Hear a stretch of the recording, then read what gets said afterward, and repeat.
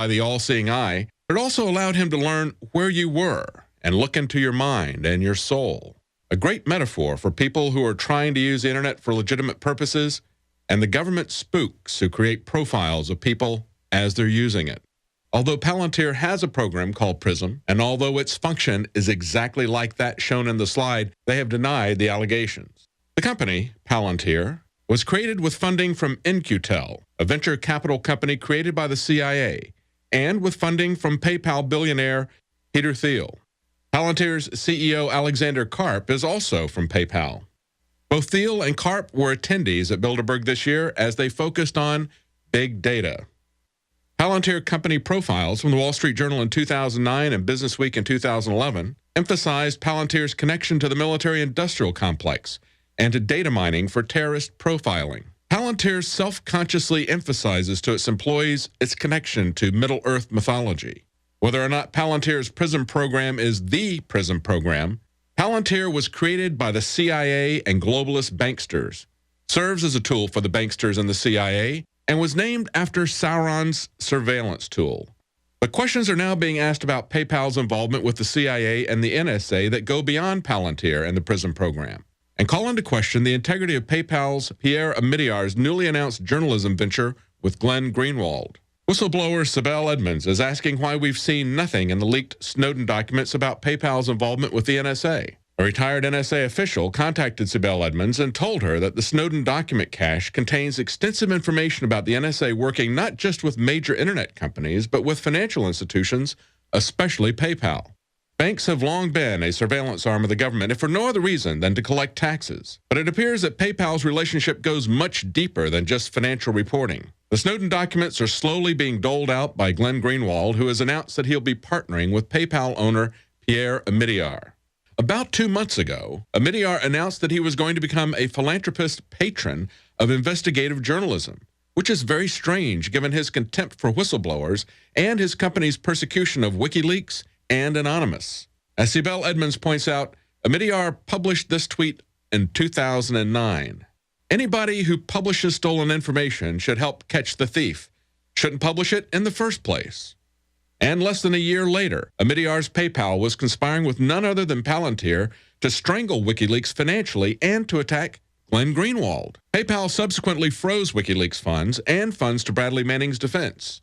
In protest, some hacktivists that identified with Anonymous, now known as the PayPal 14, began a denial of service attack against the PayPal website, not the PayPal service. Supporters characterized the protest as a digital sit-in. PayPal pushed for felony charges, 15 years, and $500,000 fines each. Omidyar's PayPal partner doubled down on this interview with Charlie Rose even after the Snowden leaks. I am probably uncharacteristically pro national security agencies writ large and NSA in particular, despite the fact that they would not hire me at some point. I actually wanted to work for the NSA, and I was not a U.S. citizen, and that I just fundamentally trust the national security establishment to care about the citizens. It's a trade I would be willing to make. Security and liberty. Security and privacy. PayPal has been partnering with the government to shut down real investigations and to punish WikiLeaks. And some questions are now being asked. Is the media venture a way for Omidyar to control damaging information about PayPal? If the information is slowly leaked, will anyone care about the Snowden documents by the time PayPal's involvement with the NSA is leaked? How and why are the Snowden documents being controlled? When The Guardian's editor went before Parliament last week, he pled that he had consulted government officials and intelligence agencies, including the FBI, GCHQ, the White House, and the Cabinet Office, on more than 100 occasions before the publication of stories. Are Greenwald and The Guardian selectively leaking information about government surveillance in a way to minimize damage to government by hiding their criminal actions? Are the Snowden documents being released in a way to manipulate the public? And finally, questions are being asked about Greenwald, Poitras, Scahill, and Omidyar asserting private ownership over the Snowden documents. All media has to make a profit in order to be independent of the government, but doesn't the public have a right to know what its government is doing? It appears that the secrets are being doled out gradually, numbing the public to the atrocities of the surveillance state. For INFOWARS Nightly News, I'm David Knight.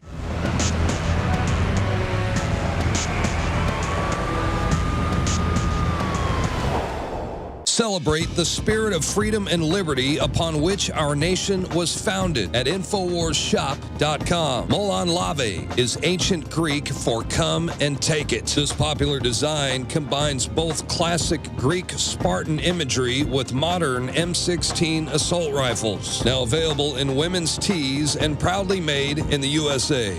And now you can protect yourself from corrupt cops with the INFOWARS dash cam. It's your car's black box that records all that the driver sees and hears. And introducing the Block It Pocket. It renders your phone undetectable while protecting your private data and your health. Or take back your privacy and protect your personal information by getting your very own Detractor cell phone pouch. So get incredibly high-quality, freedom-based products and help fund the revolution at INFOWARSshop.com.